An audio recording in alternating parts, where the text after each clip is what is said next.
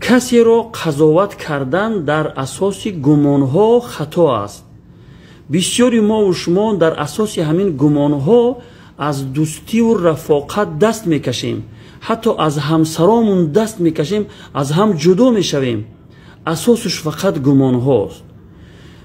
فراموش نکنید که جناب رسول الله صلی الله علیه و سلم ما را از گمان ها برحذر می‌دارد. در روایت بخاری آمده است که جناب رسول الله صلی الله علیه و سلم می‌فرماید: ایاکم والظن فإن الظن اکذب الحدیث. شما از گمان ها بپرهیزید، زیرا گمان ها، همین گمان، دروغ ترین سخن است. پس تکیه بر یک سخن دروغ ما از همدیگر جدا میشویم، دوستی را قطع میکنیم، حتی از همسرامون جدا میشویم. این نهایت ظلم و ستم بر نفس خود انسان است.